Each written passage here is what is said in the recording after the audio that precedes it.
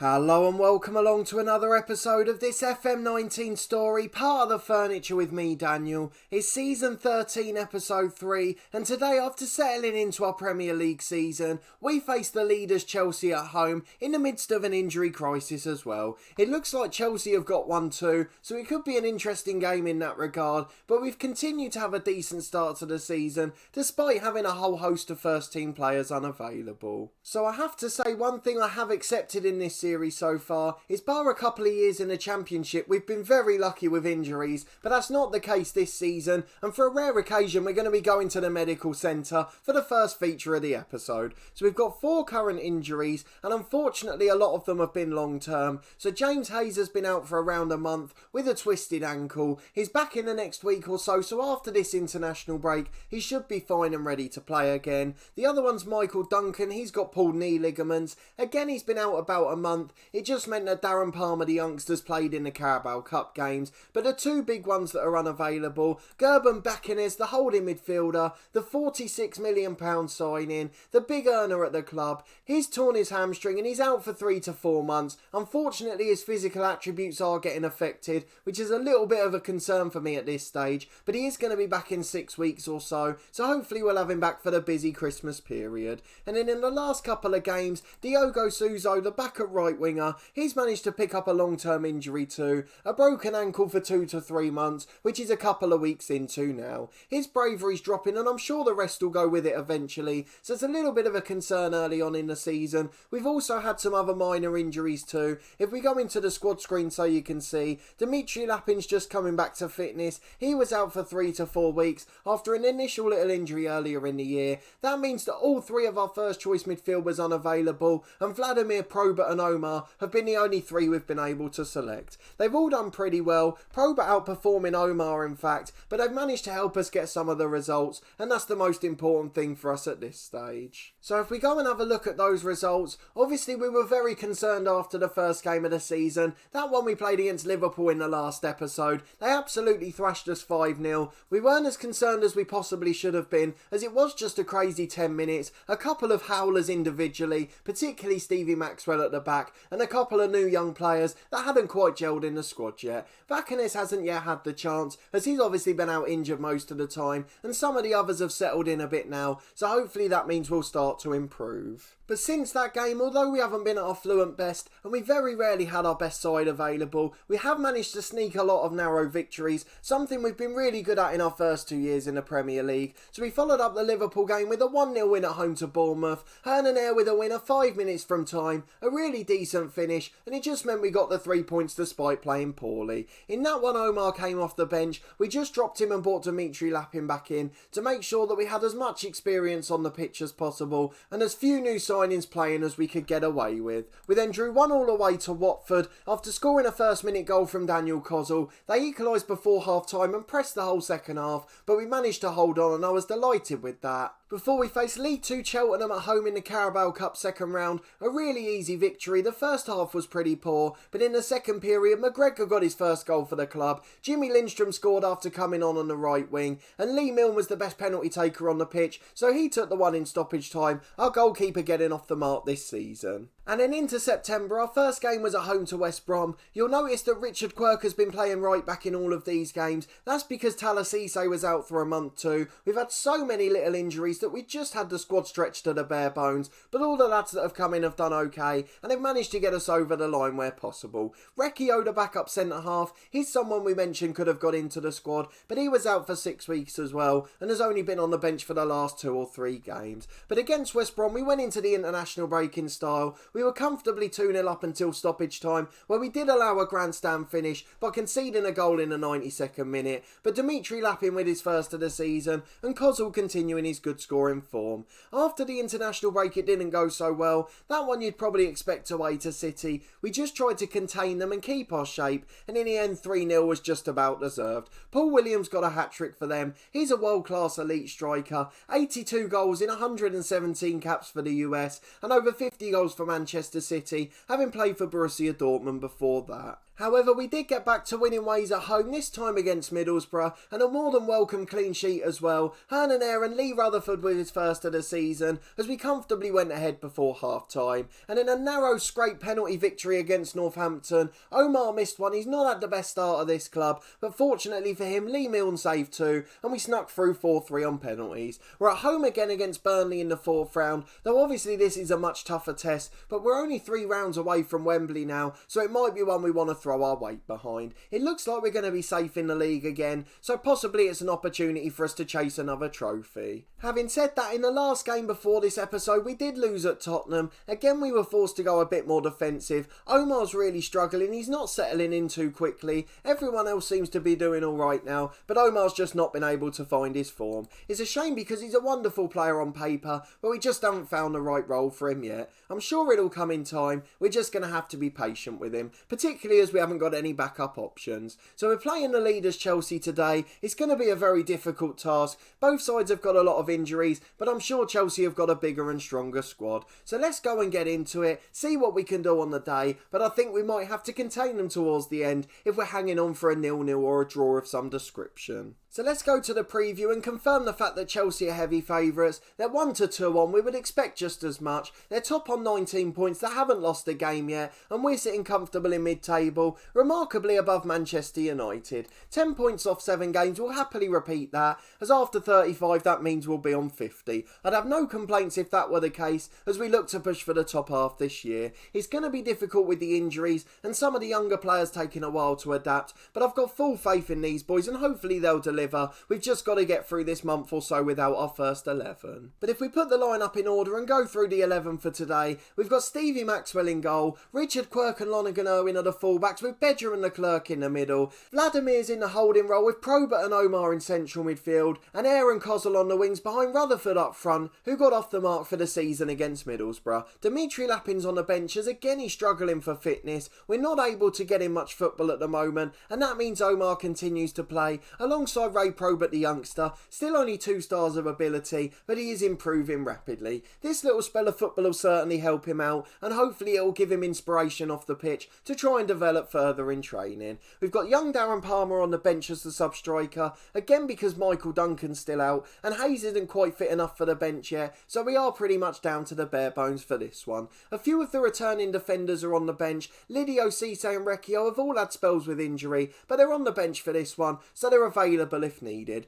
Let's get into the game against Chelsea. We'll start with our positive mentality, and hopefully it won't all go wrong as it did against Liverpool in the last one. It's a 4-3-3 for Chelsea. They're matching our formation, but I'm sure their mentality will be very attacking. We've got a lovely view of the stadium there, which has obviously been expanded. We only moved into it at the end of last season again, and we did get a slight expansion in the summer, so that's looking very nice indeed. We're going to tell the lads to go out and prove a point. It's exactly what Stuart Jelling recommends. We could say we expect to see a better performance, but in truth we were pretty decent against Spurs. They're just a far better side than us. Most of the 11 are motivated, so that bodes pretty well. But we've got a tunnel interview to deal with first. Again, they're asking us to feel sorry for Chelsea because they're missing a world-class striker, but I'm pretty sure they've got better replacements than us for the players that we've got out injured long-term. Cordellini runs from the centre kick for Chelsea, and again they're creating attack early on the left. Kasker inside to the midfielder, and they go back to centre-half. They're keeping the ball well, but the highlight ends. No danger to our goal. It remains 0-0. Kasker with a throw on the left. Hernan misses the interception.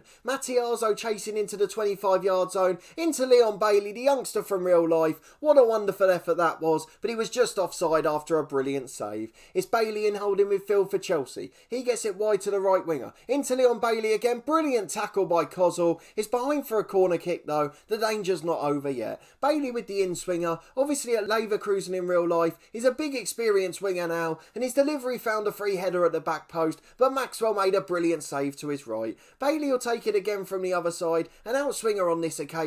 Leclerc goes down and he gets a free kick, and we get a little respite for now. It looks like there's a few empty seats in the background. I'm a little bit surprised by that. We've been selling out our ground pretty much every week in the last few years, even when we were over at Bournemouth, so it seems a little bit strange that it wouldn't be for this game where we're playing the league leaders and one of the big sides. Hernan there with a big switch of play to Kozzel, and he's going to try and beat the fullback. Into Rutherford, he puts it in, but he's offside unfortunately. It looked like it came off the Chelsea defender, but Rutherford may have been offside from the original ball. 10 minutes gone, it remains 0-0, but we're yet to muster up a shot on target. We're back with Chelsea on the right hand side. It's Henriks into Cordellini. His shot's blocked, it's behind for a corner. Again our defence throwing their bodies on the line. But Leon Bailey I'm sure will deliver again. And we've got to try not to give a free header at the back post. We don't, but we give one away at the front post this time. Though Maxwell saves it and holds it down to his right. Omar's picked up a knock. Again he's a little bit soft at this stage of his career. Lee Rutherford's got another one too. So we might have two players coming off at half time. A long throw from the left which the keeper claims easily. That's the closest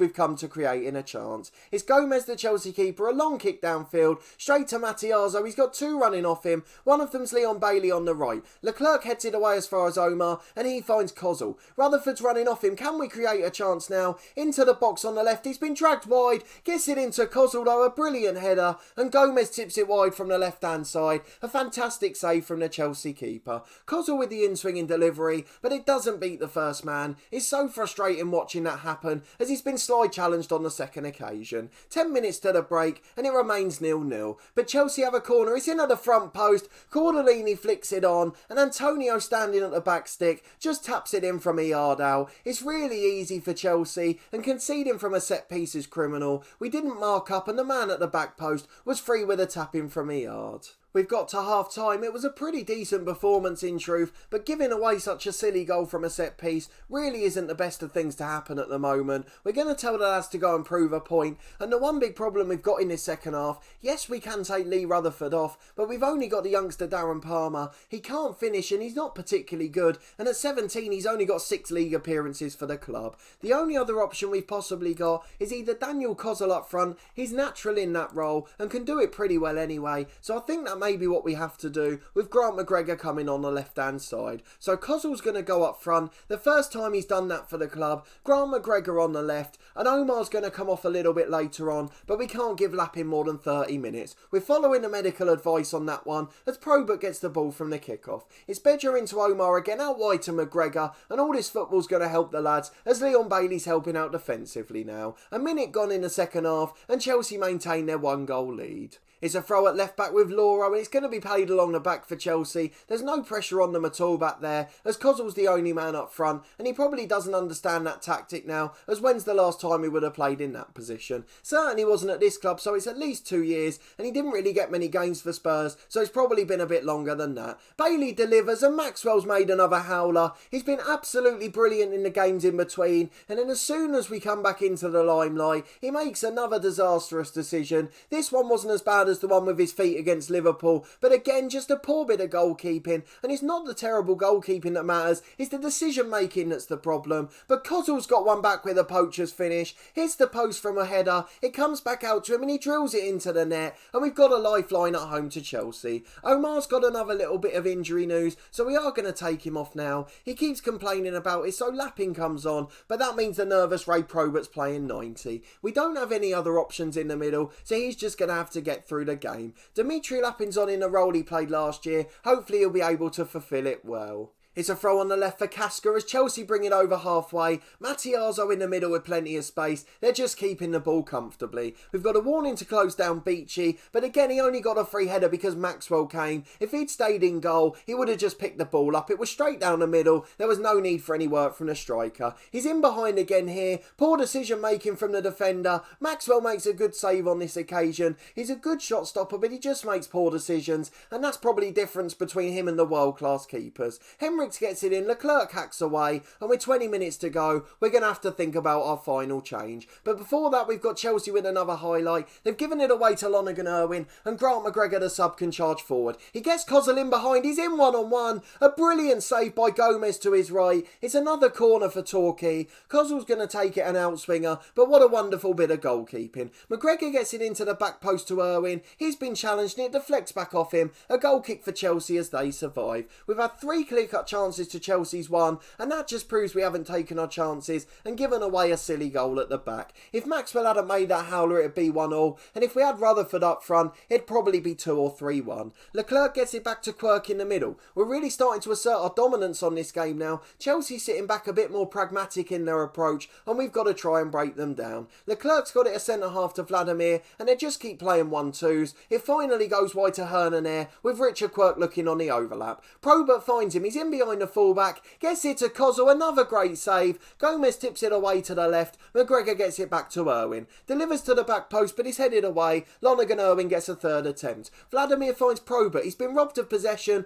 wins it back quickly though and gets it to Quirk. His cross is blocked back to Probert. He finds Vladimir, interlapping 25 yards out, but his shot's blocked and it's back to Vladimir again. It's continued pressure as Quirk's on the right. He can't get the delivery in though. It's blocked by the defender out for a throw-in. We're going to make our final change at the match, but I'm not quite sure who it's going to be. I think I'm going to take the gamble at right back, as it seems to be where most of our pressure's coming at the moment. Richard Quirk is a little bit less physical than Talasise, and he's not quite as good in attacking positions either, so we're going to bring Talasise on, almost as an auxiliary winger, as Hernandez's got a free kick on the right. It's into the box, it falls for Leclerc. Surely he had to put that away, but he hits it straight at the man in the way, as the keeper was down and not in sight. Mattiazo counters, he's run the length of the pitch, and he gets it inside to Cordellini. He finds Antonio into Cordellini again, and now Mattiazo 25 yards out. Chelsea keeping it in midfield, playing good triangles, but in the end it's an overhit pass and it's out for a goal kick with 10 to go. We will go attacking in a minute if needed, as Talasise has the throw-in. He plays a 1-2 with Probert, delivers to McGregor. He's put it in with a good finish, but he's offside from 6 yards. It looked a little bit controversial that, but in the end it's given, and with 5 to go we still trail 2-1. 3 minutes left, it's Lonergan Irwin as we start yet another attack. This one's headed away by Forster though, and Cordellini gets it into central midfield. Chelsea with a chance to counter and put the game beyond doubt, but I'm really pleased with how we fought in this one. It's been far better than the other 3 games against the top 6 sides. I guess the difference here is we're at home, so it's been a little bit easier to compete, but the other sides have absolutely dominated us, and we've never had the chance to worry them. Cisse gets the ball into Vladimir, he finds Dimitri Lapin, already looking pretty tired, having only been on half an hour, but he sprays the ball left to McGregor. Into Kozul, who flicks it on, but it's behind for a goal kick. We'll go very attacking for the last couple of minutes. Hopefully we'll get that one more chance. It's Maxwell with a free kick as we move into stoppage time. 3 minutes of it to go. Leclerc just hoofs it over the top, but Henriks is going to get there unopposed. Kozul was nowhere near it, and it's clear to Bailey on the right. He was the danger man in the first half. We've not really seen him in this one. Beachy switches it to Mattiazo though. He's in one-on-one, but Talasise gets back with a brilliant tackle, but it means it's a Chelsea corner. Bailey delivers to the back post and Leclerc heads away, but it's fallen to a Chelsea man again 30 yards out, so they're going to continue their attack. Antonio to Cordellini and now Foster. He gets it up to midfield again, and they continue to keep possession there. They don't really look too intent on scoring, but they don't need to. If they keep possession, they've won, and that's probably all they're thinking. Casca on the left delivers to the back post, headed away as far as Beja, and with 30 seconds to go, it's a Chelsea free kick. Leclerc hacks it away for a corner. A lack of composure, and that's going to be it. A narrow defeat at home to Chelsea, but what a wonderful performance. We put up a great fight, and we're getting a lot closer to these big sides. Maxwell comes for the corner and catches this one. If only he'd done that 30 minutes ago. A 2-1 defeat, but a good performance. Daniel Kozul gets a goal up front and looked pretty lively in that position in truth, and the Chelsea keeper had a good game as well. We did create a few brilliant chances. It's probably about the most even the stats have looked in a game like this. Although we did cause some FA Cup shocks last year and a few league shocks the season before that, they always were shocks. This one was a pretty even game. We've just got a little bit to go to add that extra bit of quality. Let's go to the lads and tell them we appreciate their efforts. They've got nothing to be ashamed of in that one, and hopefully they'll keep their confidence high after the international break as we play some of the more mid-table sides. Let's go and see what the media have said about the game. We were defeated, but we played pretty well. Just edged out on the stats, but another couple of injuries in a difficult season so far. Omar's just out for a couple of days, so he'll be back after the international break, and I can see the same for Lee Rutherford as well, so we are finally getting a bit of luck and respite. James Hayes and Michael Duncan will be back for the next game as well, so we are going to have a little bit more to choose from, but we always have a couple back tired after the internationals, so it isn't going to be a much bigger squad for the first one. We'll deal with the press conference off camera in a minute. Let's go and look at the league table to see where we are. We move back down into the bottom half, but 10 points after 8 games is alright. We've already got a little cushion to the relegation zone, 6 points at the moment, so we couldn't ask for much more than that, as we're in the last 16 of a cup as well. If we go to the schedule for when we'll next be back, there's a few big games coming up at the end of November and start of December. We've got Manchester United away at the end of November, but we're going to skip through a couple past that. Away to Arsenal on the 7th of December. I want to try and avenge that FA Cup final defeat. If you didn't see that game at the end of last season, it's one of the best games of football we've had in this series, so do go back and check it out, and we'll hopefully avenge that next time around. But if you did enjoy this episode and our spirited performance against Chelsea, please do put a thumbs up on the video. Let me know down in the comments if you agree with me. Do you think we're improving and starting to catch these sides? I think we can finish in the top half this year. We just need to get our good central midfielders fit again. We're obviously just a couple of episodes away from the January transfer window as well. We have still got 60 million in the bank, as well as enough to pay for 2 players' wages. So where do you think we should look for that? I think we may have to go for a central midfielder, and maybe even think about loaning Omar out. He'll get good football somewhere else in Europe, and probably build his confidence a bit as well. I don't want to stifle the progress of Pro, but I want our homegrown youngsters to get a game, so I am going to keep him as our 4th choice midfielder, no matter what happens elsewhere in January. Subscribe to the channel for daily FM19 content from my 2 long-term stories, this one with Torquay United and our Journeyman series The Head Coach. We've just moved clubs in that one at the start of season 12, so if you're not up to date with that one, do go back and check out our new club. There's also 3 episodes a week from Cricket 19, every Tuesday, Thursday and Saturday at midday. At the moment we're doing an Ashes Test playthrough, and then we're going to get into a long-term career. It's one of my favourite games after Football Manager, and it has been for the last 5 years or so. So if you are a fan of other sports games, please do go and check it out, and I hope you enjoy all the content we're making. There's weekly career mode content from Snooker 19 as well. But a massive thanks for watching and your continued support with the series. I really do appreciate it, and we'll see you next time for another big episode as we face the old foe Arsenal, who beat us in the FA Cup final last year.